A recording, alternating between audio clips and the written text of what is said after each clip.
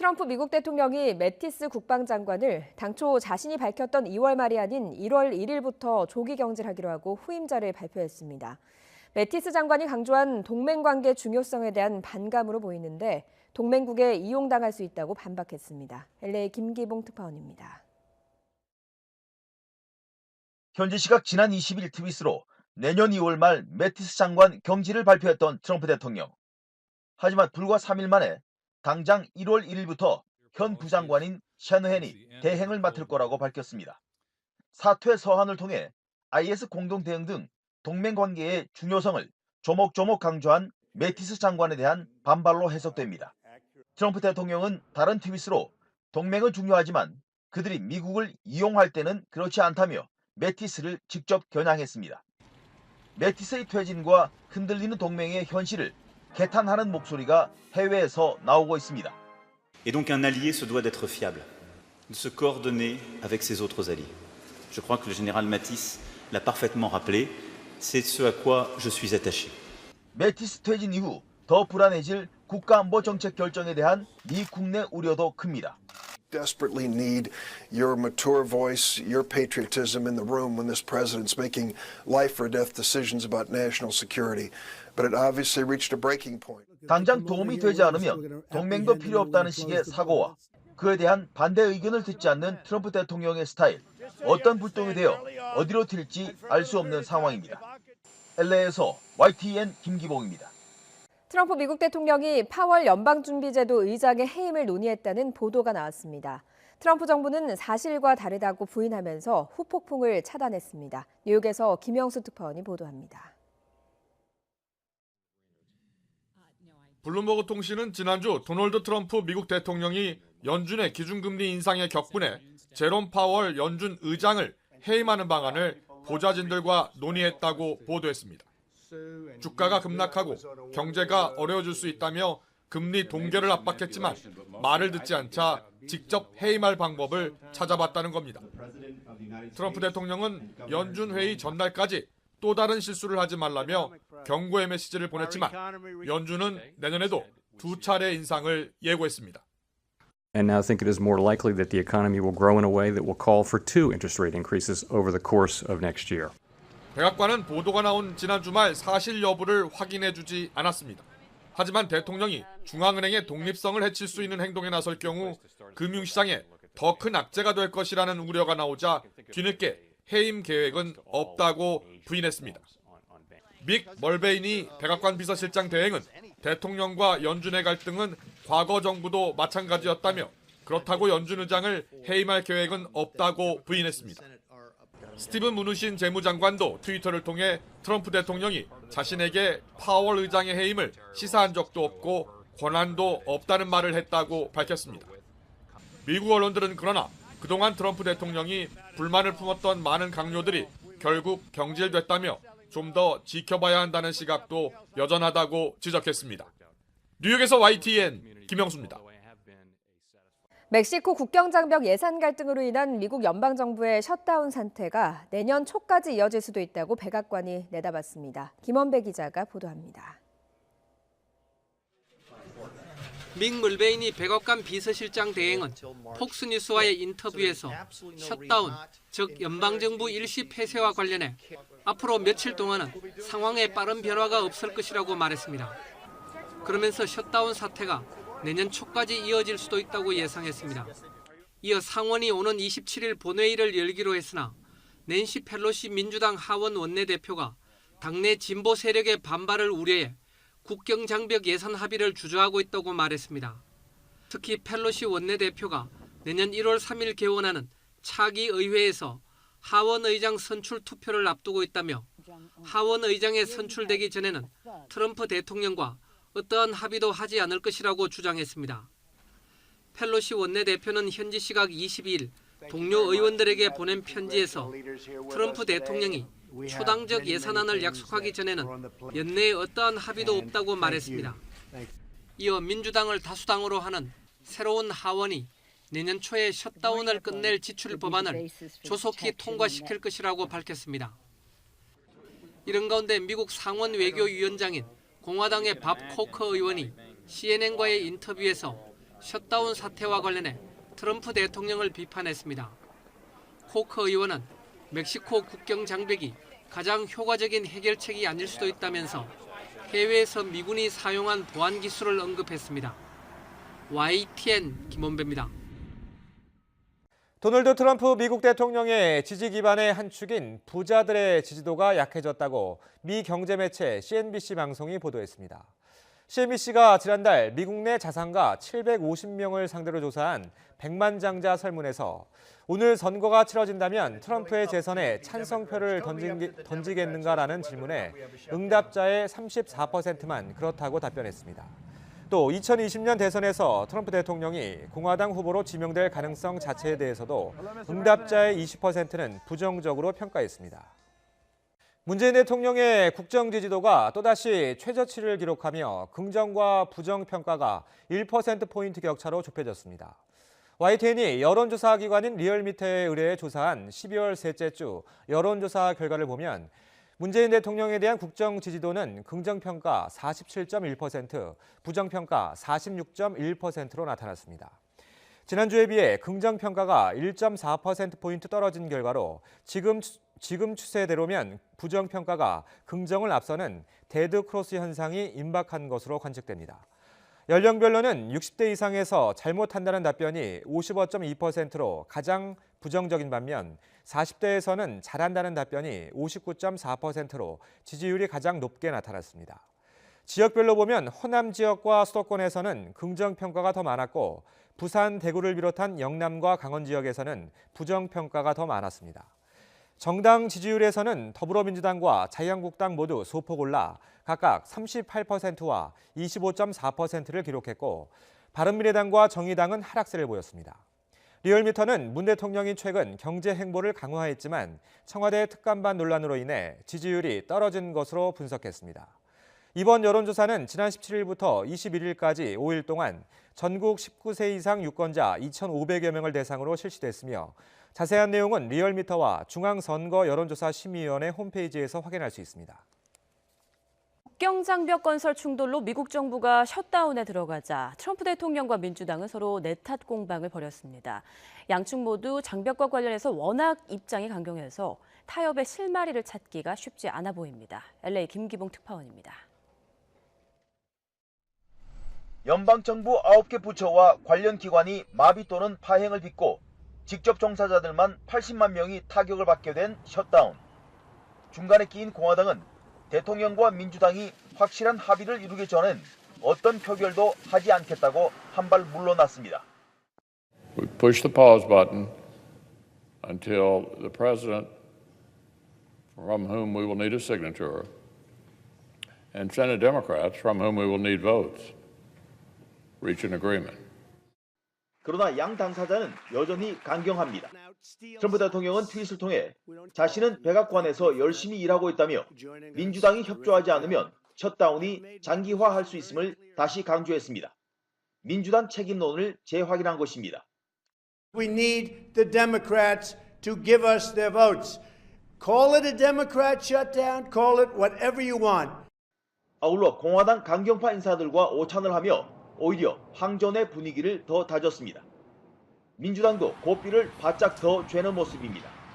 국경 안보는 중요하지만 이번 셧다운은 국경 안보의 문제가 아니라 혈세를 낭비하는 비효율적인 벽쌓기 주장으로 빚어진 것이라며 절대 불가 입장을 재확인했습니다. Not today, not next week, not next year. So, Mr. President, President Trump, if you want to open the government, you must abandon the wall. 공약 이행 이미지로 지지층 결집을 해야 하는 트럼프 대통령과 곧 하원을 장악하게 되는 민주당. 양측 모두 쉽게 물러날 수 없는 상황이어서 셧다운 종식 해법을 찾기가 더욱 어려워 보입니다. LA에서 YTN 김기봉입니다. 이처럼 이번 인도네시아 쓰나미 발생의 원인을 제공한 것으로 추정되는 화산섬인 아나크라카타우에 관심이 쏠리고 있습니다. 135년 전에 대규모 폭발을 일으켜 3만 6천 명의 목숨을 앗아간 뒤 사라진 그 자리에서 다시 생겨난 섬이기 때문인데요. 최재민 기자가 보도합니다. 자바섬과 수마트라 섬 사이 순다 해협에 있는 작은 섬인 아나클라카타우는 현지어로 클라카타우의 자식이라는 뜻입니다. 클라카타우 화산은 1883년 8월 대규모 폭발을 일으켰습니다. 상공 20km까지 연기 기둥을 품어 올렸고 4,500m 이상 떨어진 호주에서도 들릴 만큼 엄청난 폭음을 낸 것으로 전해집니다. 당시 사망자는 무려 3만 6천여 명. 폭발의 영향으로 해저 속으로 사라졌던 클라카타우는 그로부터 45년 만인 1926년에 다시 해수면 위로 모습을 드러냈습니다. 이후 해마다 수미터씩 높이를 더해 135년이 지난 지금은 해발 338m까지 덩치가 커졌습니다.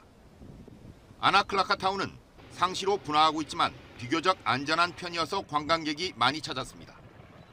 지난 6월부터는 활동이 더욱 활발해져 소규모 분화를 반복해왔습니다.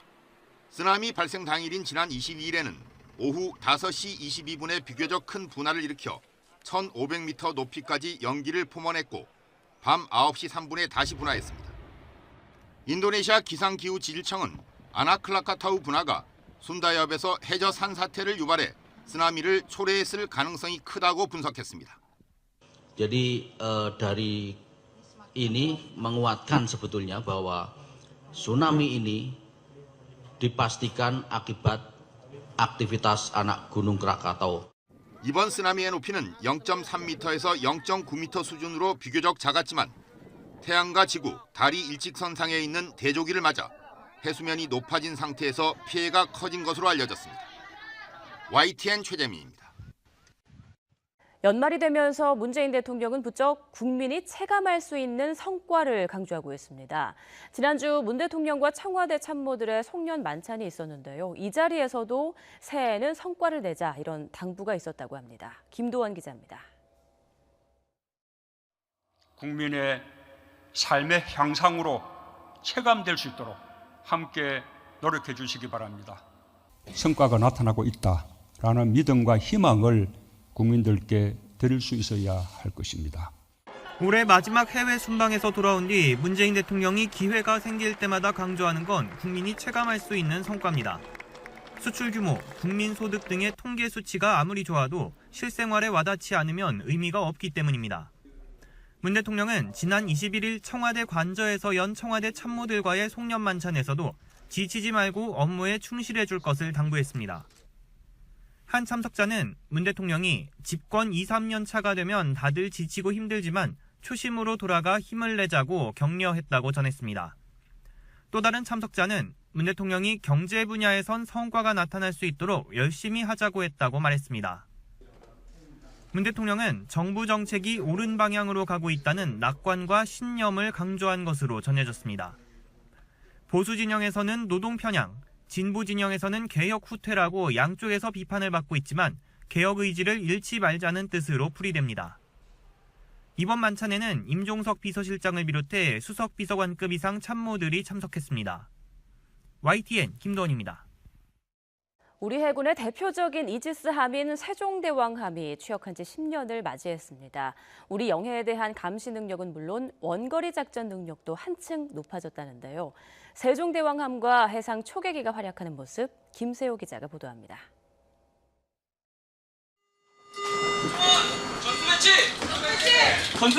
전투배치!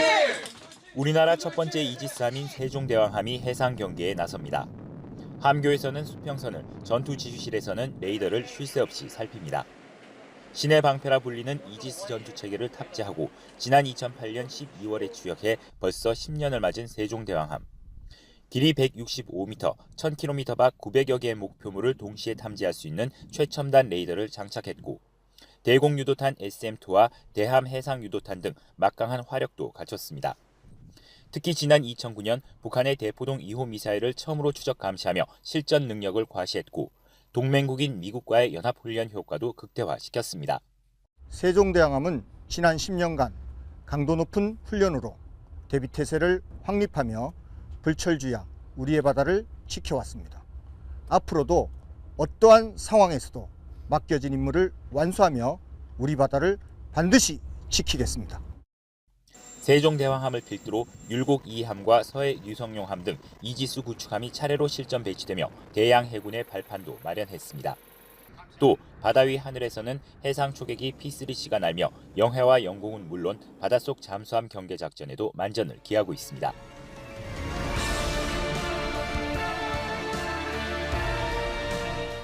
군은 남북 간 군사 긴장 완화 분위기 속에서도 한반도 주변의 여러 변수에 대비하기 위한 대비 태세를 더욱 강화하겠다는 방침입니다. YTN 김세호입니다. 인도네시아 순다 해협 근처 해변에 쓰나미가 덮쳐 최소 222명이 숨지고 840여 명이 다쳤습니다. 실종자도 많아서 희생자 수는 더 늘어날 것으로 보입니다. 이동우 기자가 보도합니다. 쓰나미가 강타한 인도네시아 순다 해협 근처 해변 주택가는 쑥대밭이 됐습니다. 파손된 가재 도구와 자동차 등이 뒤엉켜 있습니다. 3m가 넘는 높이의 파도와 함께 내륙 20m까지 해일이 밀어닥친 순다 해협 일대는 인도네시아 수마트라 섬과 자바섬 사이에 위치해 있습니다. 이번 쓰나미로 인한 사망자만 최소 222명에 이릅니다. 부상자는 최소 843명, 실종자도 수십 명에 이르는 것으로 집계됐습니다. Panglima semuanya sudah bergerak di lapangan dan terakhir tadi saya mendapatkan laporan juga berapa yang meninggal karena tsunami ini tetapi memang ini masih 이런 가운데 절박한 구조 작업이 벌어지고 있습니다. 일부 피해 지역의 경우 연락이 닿지 않고 있어 구조가 진행되면 사상자가 더 늘어날 것으로 보입니다. Ya, sekarang lagi upaya pencarian karena tidak menutup kemungkinan masih ada korban di dalam puing-puing. Kita mengerahkan dari semua instansi. 사망자는 모두 현지인이고 외국인은 없는 것으로 알려졌습니다. 외교부는 현지 여행 중이던 한국 국민 일부가 놀라서 안전지대로 대피한 것 외에 확인된 우리 국민 피해는 없다고 밝혔습니다. 인도네시아 당국은 같은 날 인근의 아나크라카타우 화산이 4차례 걸쳐 분화하면서 일어난 해저 산사태가 만조와 겹쳐 쓰나미로 이어졌을 가능성이 유력한 것으로 보고 조사하고 있습니다. 지난 9월 말 술라웨시 섬 팔루 지역을 덮쳤던 대형 쓰나미도 해저 산사태가 원인이었습니다. 인도네시아는 불의 고리로 불리는 환태평양 조산대에 있어 지진과 화산 분화, 쓰나미 등으로 인한 피해가 자주 발생하고 있습니다. YTN 이동우입니다. 올해부터는 연봉 7천만 원 이하라면 책을 사거나 공연을 본 금액도 소득공제 대상에 포함됩니다. 중소기업에 취업한 청년층에게 소득세를 더 줄여주던 것도 대상과 기간을 더 확대했습니다. 새로 추가됐거나 놓치기 쉬운 올해 연말정산 내용 김평정 기자가 정리했습니다. 직장인들이 문화생활을 충분히 누리지 못하는 데는 시간이 부족한 것도 있지만 비용이 꽤 많이 든다는 이유도 있습니다. 올해 연말정산은 이런 부담을 조금이나마 덜어줄 것으로 보입니다. 총급여 7천만 원까지인 직장인을 대상으로 원래 신용카드 소득공제율은 15%인데 책이나 공연표를 산 비용은 30%로 공제율을 올려주는 겁니다. 중소기업에 취업한 청년의 소득세를 90%까지 깎아주는 혜택도 적용 나이를 34살까지로 더 올리고 최대 기간도 5년까지로 확대했습니다. 총급여 5,500만 원 이하 근로자에게 월세로 쓴 돈을 공제해주는 비율도 기존 10%에서 12%로 높였습니다. 또 보증금이 3억 원 이하인 세입자가 주택임차보증금 반환보증보험을 들었을 때 올해부터는 보험료 세액 공제가 가능합니다. 중증 질환이나 희귀 난치성 질환, 결핵을 앓는 부양가족에 들어간 의료비는 기존의 700만 원 한도가 폐지돼 전액 공제받을 수 있습니다. 새로 추가된 혜택 가운데 신용카드로 지출하는 등 출처 확인이 가능한 금액은 연말정산 간소화 서비스에 자동으로 집계됩니다.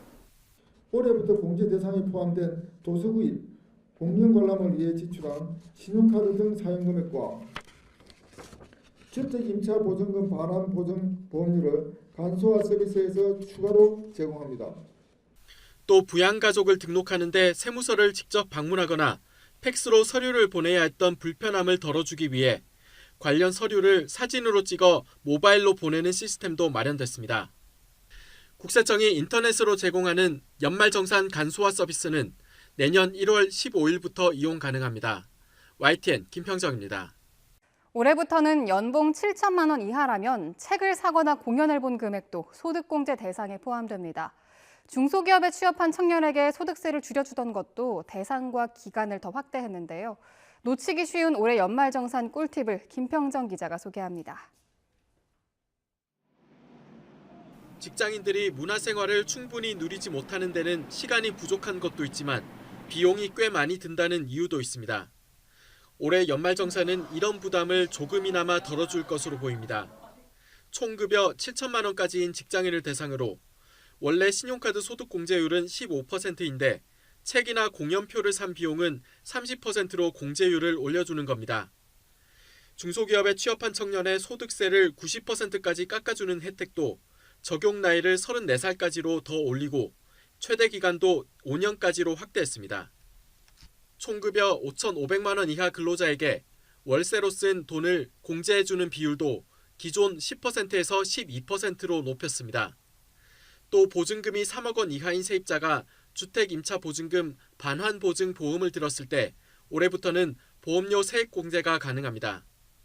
중증 질환이나 희귀 난치성 질환, 결핵을 앓는 부양가족에 들어간 의료비는 기존의 700만 원 한도가 폐지돼 전액 공제받을 수 있습니다. 새로 추가된 혜택 가운데 신용카드로 지출하는 등 출처 확인이 가능한 금액은 연말정산 간소화 서비스에 자동으로 집계됩니다. 올해부터 공제 대상에 포함된 도서구입, 공연 관람을 위해 지출한 신용카드 등 사용 금액과 주택 임차 보증금 반환 보증 보험료를 간소화 서비스에서 추가로 제공합니다. 또 부양가족을 등록하는데 세무서를 직접 방문하거나 팩스로 서류를 보내야 했던 불편함을 덜어주기 위해 관련 서류를 사진으로 찍어 모바일로 보내는 시스템도 마련됐습니다. 국세청이 인터넷으로 제공하는 연말정산 간소화 서비스는 내년 1월 15일부터 이용 가능합니다. YTN 김평정입니다. 한 태권도 관장이 고등학생 제자를 피멍이 들도록 때렸다가 입건됐습니다. 규칙을 어지럽혔다면서 시작된 폭행은 30분 동안 이어졌습니다. 조용성 기자입니다. 엉덩이 양쪽이 빨갛게 부어올랐고 드문드문 피멍이 들었습니다. 고등학교 2학년 김모군이 자신이 다니는 태권도장의 관장에게 폭행을 당한 건 지난 12일. 이유도 알지 못한 채 일단 맞아야겠다는 말과 함께 강목이 부러질 때까지 맞았습니다. 김 군은 전치 2주의 진단을 받았고 정신적인 충격에 3년 동안 해오던 태권도를 그만뒀습니다. 솔직한 얘기로 그걸 보는 순간에 뭐 앞뒤 안 가리고 솔직한 얘기로 체육관 쫓아가고 싶었죠. 아들이 제일 분하고 화가 나는 거는 가자마자 뭐 이렇다 저렇다 앞뒤 전후 사정도 여기도 없이 너는 일단 맞고 시작을 하자 이런 식으로. 김모 관장은 김 군이 20대 초반의 여자 사범과 말을 놓고 지내는 것을 보고 때렸다고 말했습니다. 도장의 규율이 어지럽혀졌고 둘 사이가 남녀 관계로 이어질 우려가 있어서 그랬다는 겁니다.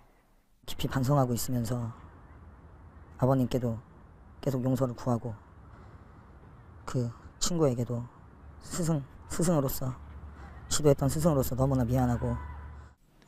김 관장은 뒤늦게 후회하고 있지만 강목을 썼기 때문에 일반적인 폭행 사건보다 더 무거운 처벌을 받게 됐습니다.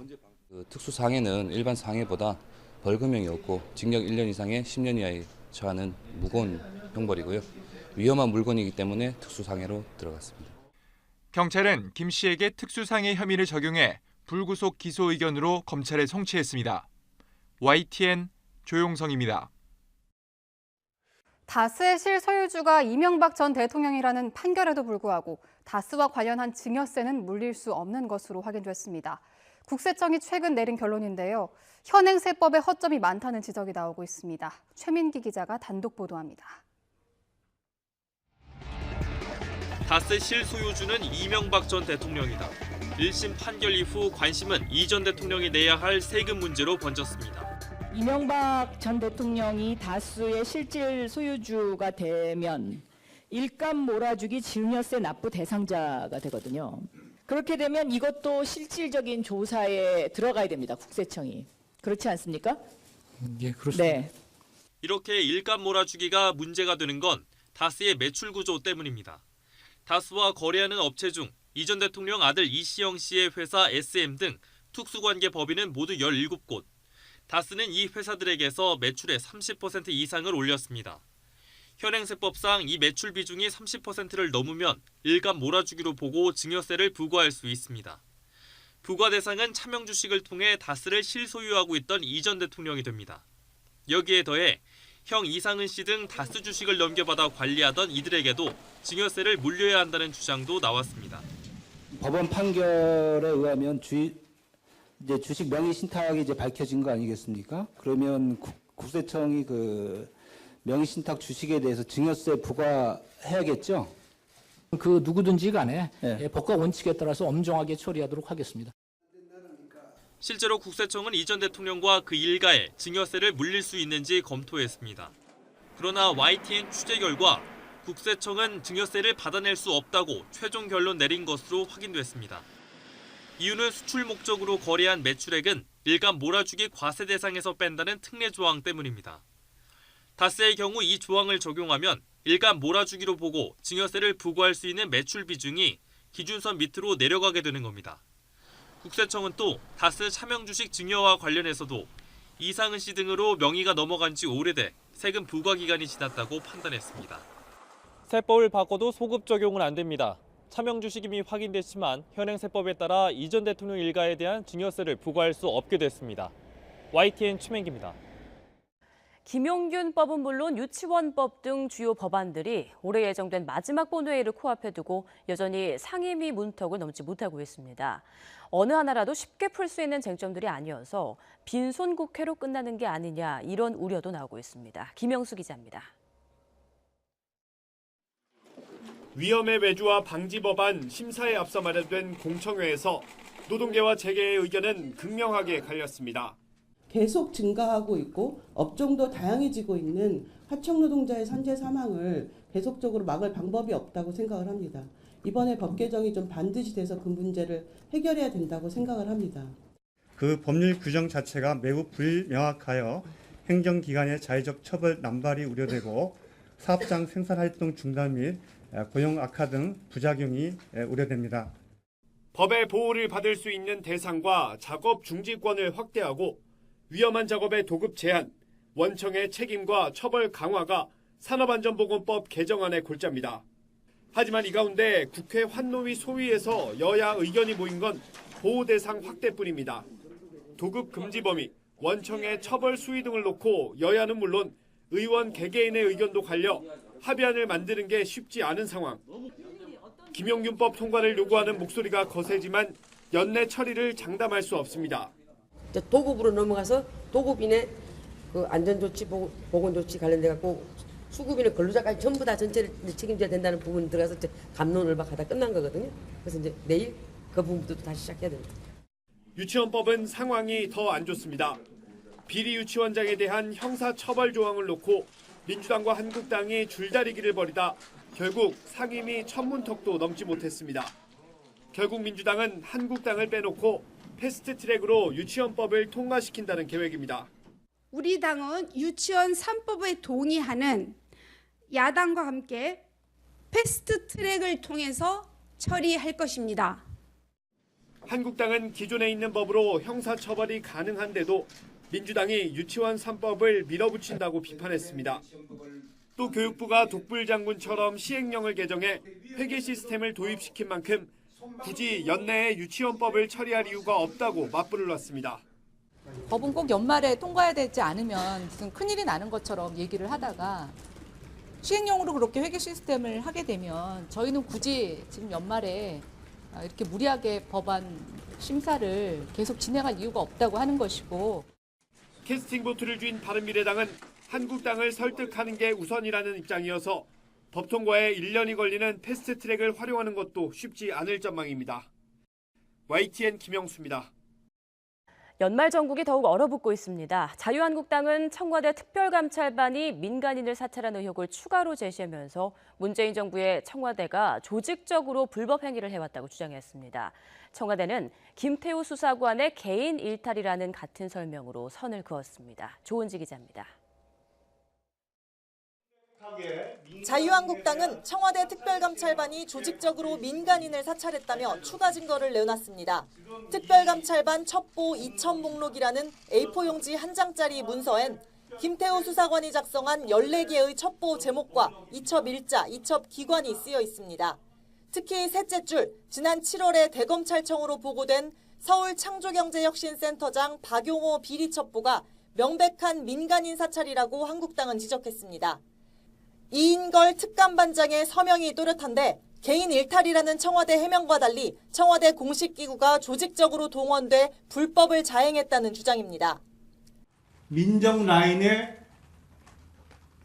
상부자들이 국정농단의 냄새가 풀풀 나는 첩보다 하면서 무척이나 좋아했다는 것입니다. 적폐 수사에 활용하도록 청와대가 조직적으로 이용한 것입니다.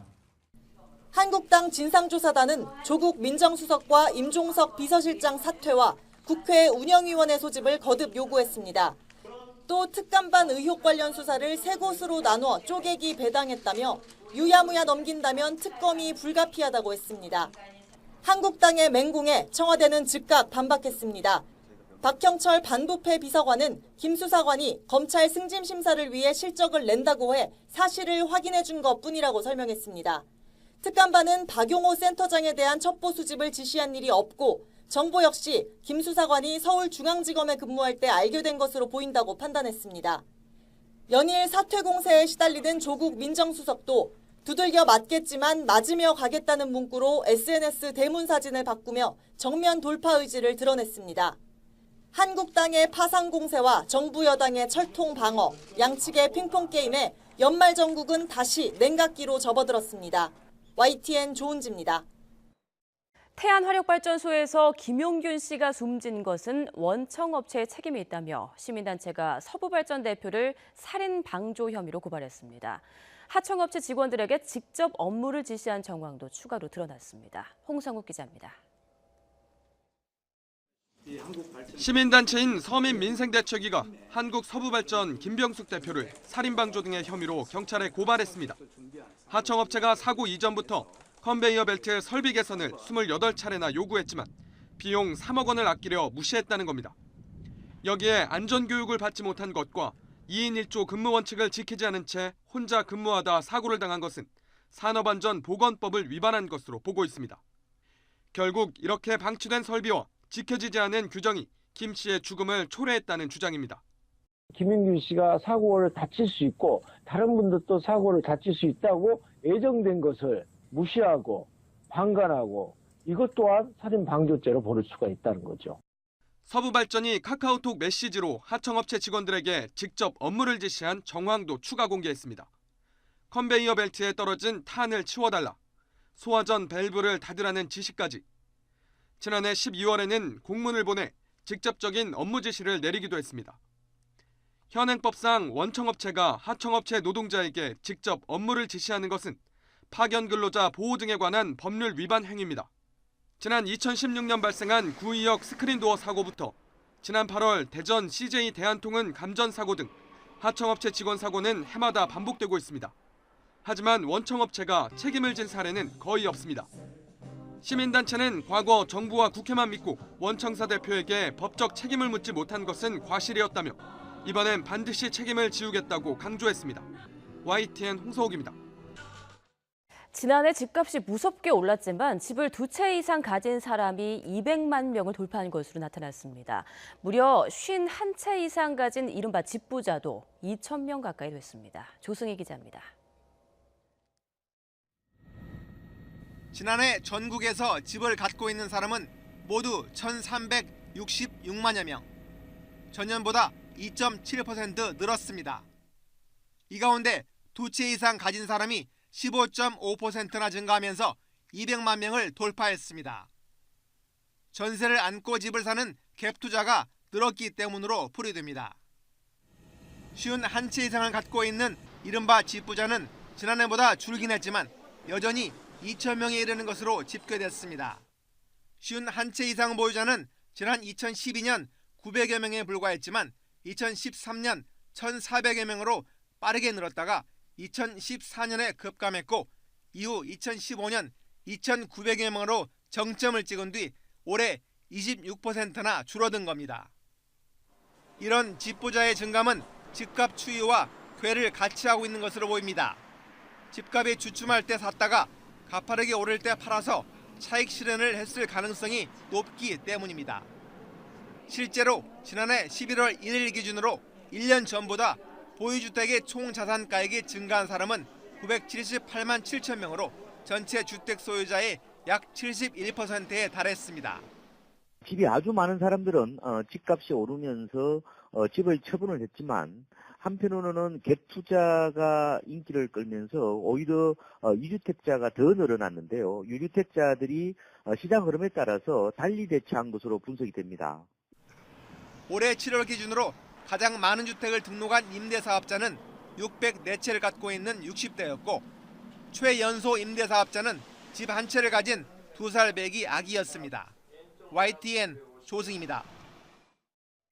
금융기관 3곳 이상에서 돈을 빌린 다중채무 규모가 500조 원을 넘어섰습니다. 특히 다중채무자에서 소득 수준이 낮은 청년과 노인층의 비율이 더 커진다면 우리 경제의 불안 요인이 될 수 있다는 지적이 나오고 있습니다. 김평정 기자입니다. 3곳 이상의 금융기관에서 돈을 빌리는 다중채무는 금융시장을 흔들 잠재적 뇌관으로 여겨집니다. 빚으로 빚을 돌려막는 부실 위험이 큰 경우가 많기 때문입니다. 이런 다중채무가 지난 9월 기준으로 500조 원을 돌파했습니다. 올해 들어서만 18조 8천억 원 이상 증가한 결과입니다. 5개 이상 금융사에서 빌린 경우도 무려 103만 6천 명에 이릅니다. 특히 다중채무자에서 29살 이하 청년층과 60살 이상 노인층은 71만 명, 전체 다중채무자의 17%가량을 차지했습니다. 청년과 노인층은 중장년층보다 일자리도 탄탄하지 못하고 돈도 적게 버는 경우가 많아서 빚을 못 갚을 가능성이 더 클 수밖에 없습니다. 이들 계층이 돈을 빌린 곳이 은행을 제외하고는 연이율 20% 이상의 고금리가 대부분인 저축은행과 대부업, 그리고 카드사가 많은 것도 우려를 키우고 있습니다. 경기가 빠르게 악화될 때 또 그래서 소득이 줄어들 때 가장 먼저 영향을 받고 그래서 가계부채가 부실화될 위험이 높다는 차원에서 주의가 필요하다라고 보여집니다. 시중금리가 계속 오르고 있는 만큼 1,500조 원에 이르는 가계부채가 더 큰 부담으로 작용하기 전에 다중채무자에 대한 선제적 대응이 필요하다는 목소리가 커지고 있습니다. YTN 김평정입니다. 겨울에 수도 배관이 동파되는 걸 막기 위해서 열선 사용하는 분 많은데요. 이 열선을 겹쳐서 쓰거나 혹은 물기에 노출될 경우 쉽게 화재로 이어질 수 있다고 합니다. 오승엽 기자입니다. 서울 방학동의 한 빌라에 연기가 자욱합니다. 동파를 막기 위해 빌라 입주자가 옥상 수압 펌프에 감아놓은 열선에서 불이 난 겁니다. 겨울만 되면 이 열선 때문에 화재가 잇따르고 있습니다. 열을 발산해 동파를 막아주다 보니 소규모 음식점이나 다가구 주택 등에서 자주 쓰는데 제대로 사용하지 않고 있어서입니다. 특히 열선 길이가 남아 겹쳐감거나 뭉쳐놓으면 위험합니다. 겹쳐진 부위 온도를 재봤더니 20분 만에 60도까지 올라가고 여기에 배관 보온재를 감았더니 30분 뒤 100도까지 치솟습니다. 따라서 여기서 계속 열이 발생하면서 또한 이 또한 여기도 열이 계속 축적돼서 이 피복이 녹게 되고 그래서 합선으로 이어져서 화재가 발생할 가능성이 높습니다. 1층 천장 안쪽에 배관이 있는 필로티 구조 건물에서 보온재와 함께 쓰이는 다른 방식의 열선입니다.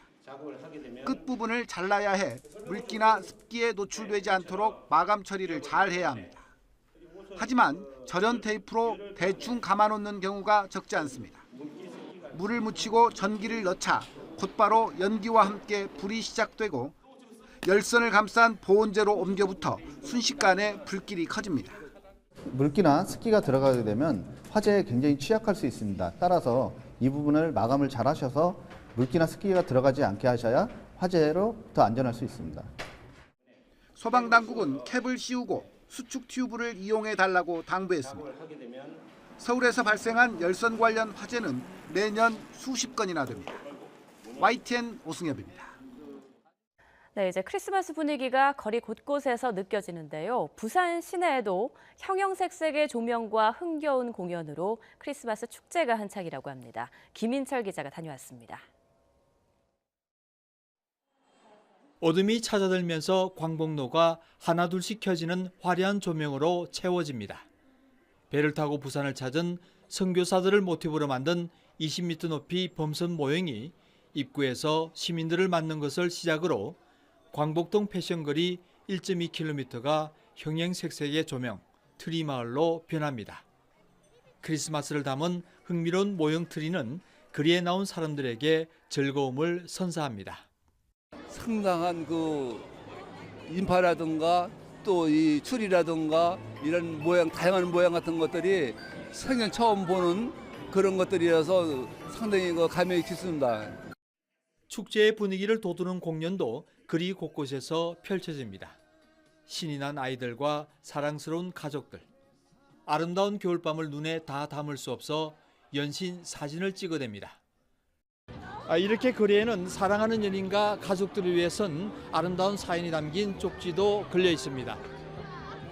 뜨거운 열기에 밤하늘은 후끈 달아오르고 수많은 전등과 모형트리로 꾸며진 광복로는 축제 분위기를 느끼기에 충분합니다. 다른 데서는 크리스마스 분위기가 잘 안 났는데 여기 와보니까 노랫소리도 들리고 크리스마스 트리도 있고 해서 너무 좋은 것 같아요. 네. 한 해 800만 명이 찾는 광복동 크리스마스 트리 축제는 올해로 10번째. 새해를 맞는 다음 달 6일까지 화려하게 펼쳐집니다. YTN 김인철입니다.